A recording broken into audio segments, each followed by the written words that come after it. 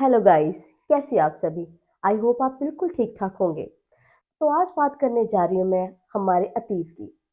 हमारी जिंदगी में कभी ना कभी ऐसा दौर तो जरूर आता है जिसमें हमें बहुत दर्द और तकलीफ होती है और बहुत सारी उदासी का सामना करना पड़ता है। और वो हमारी पूरी जिंदगी के लिए ऐसी यादगार बन जाती है जिसे हम चाह के भी भुला नहीं सकते, जिसे हम बुरा अतीत कहते हैं। चाहे हम कहीं भी जगह बैठे हो, कितनी भी अच्छी जगह में बैठे हो, लेकिन कभी ना कभी वो मोमेंट हमें जब भी याद आती है हम परेशान हो जाते हैं। किसी को बताने को भी मन नहीं करता क्योंकि वो चीज़ हम पर बीती होती है और उसको हम ही समझ सकते हैं। तो इसे क्या हम अपनी जिंदगी से निकाल सकते हैं? अरे नहीं, हमारे दिमाग में कोई मेमोरी चिप थोड़ी ना है जिसे हम जब चाहे डाल लें और जब चाहे निकाल लें। इसीलिए आज मैं आपको एक कहानी सुनाने जा रही हूँ।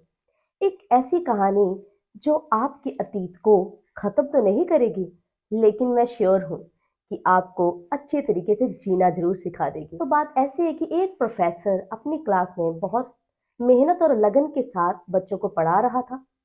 सभी बच्चे बहुत ध्यान से, जैसे सभी पढ़ते हैं, प्रोफेसर से पढ़ रहे थे। लेकिन एक लड़का जिसका ध्यान ही नहीं था पढ़ाई पर, प्रोफेसर बोलते जा रहा था लेकिन उसको तो पता ही नहीं था कि मैं क्लास में बैठा हूं या नहीं। वो बहुत उदास अपने जगह पर बैठा था। प्रोफेसर ये बात नोट कर रहा था। तो प्रोफेसर ने सोचा कि शायद कोई प्रॉब्लम हुई होगी, हमारी जिंदगी में ऐसी प्रॉब्लम आती रहती है। एक दिन देखा, 2 दिन देखा, लगातार 4-5 दिन देखने के बाद भी उसने देखा कि ये कुछ बदलाव नहीं आ रहा लड़के में।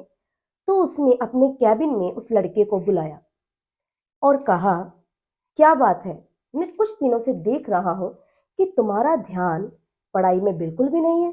मैं कुछ भी बोलता हूं, तुम मेरी तरफ देखते तक भी नहीं हो। तो उस लड़के ने बहुत उदासी भरे लहजे में कहा, सर, मेरा अतीत मुझे कोई भी काम करने नहीं दे रहा। मेरी जिंदगी में ऐसी दुर्घटनाएं हुई, ऐसे बुरे दौर आए कि मैं चाहकर भी उसे भुला नहीं पा रहा। तो प्रोफेसर ने कहा, कोई बात नहीं, तुम शाम को मेरे घर आना। तो प्रोफेसर ने उसे शाम को अपने घर पे बुलाया। जैसे ही शाम हुई, लड़का प्रोफेसर के घर गया। तो प्रोफेसर ने कहा कि मैं तुम्हारे लिए ताजी ताजी शिकंजी बनाकर लाता हूँ। तो जब प्रोफेसर रसोई घर में गए तो उन्होंने जानबूझकर शिकंजी में नमक थोड़ा ज्यादा डाल दिया। जब लड़के के पास प्रोफेसर आए तो उन्होंने कहा, बेटा लो शिकंजी पियो। जब लड़के ने एक घूंट शिकंजी का पिया तो उसने कहा, ओहो हो सर, इसमें तो नमक बहुत ज्यादा है। तो सर ने कहा, ओ सॉरी, लाइए ये तो वेस्ट हो गई, अब मैं इसे फेंक देता हूँ। लड़के ने कहा, नहीं सर, फेंकने की जरूरत नहीं है, इसमें थोड़ी सी चीनी डाल दीजिए, ये पीने लायक बन जाएगी। तो सर ने कहा, ये तुम्हारी बात का जवाब है। ये शिकंजी हमारी जिंदगी है और ये नमक हमारा बुरा अतीत, हमारे वो पल जिसे चाहकर भी हम भूल नहीं पाते। और चीनी यानी कि प्रेजेंट टाइम पर अगर हम अपने पॉजिटिव थॉट और थोड़ी सी खुशी अपनी जिंदगी में डाल दें और ये चीनी उस नमक को कम करके पीने लायक बना देती है। यानी कि हम अतीत को खत्म तो नहीं कर सकते, लेकिन ऐसा जरूर बना सकते हैं कि हमारी आने वाली जिंदगी सही बन जाए।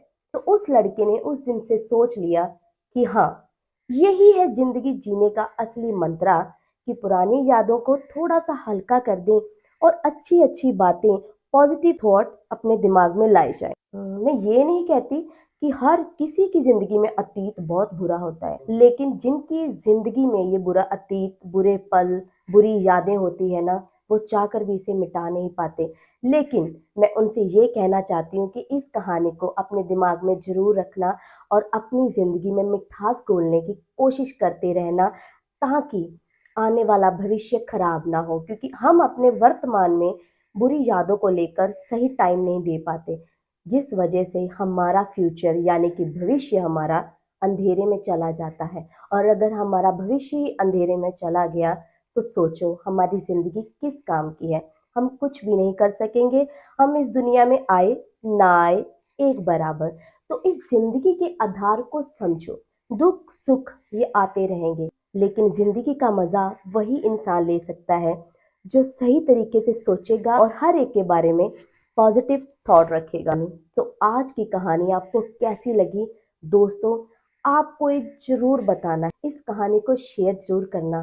क्या मालूम किसी की जिंदगी का नमक चीनी से थोड़ा कम हो जाए। तो मैं इजाजत लेती हूँ आपसे।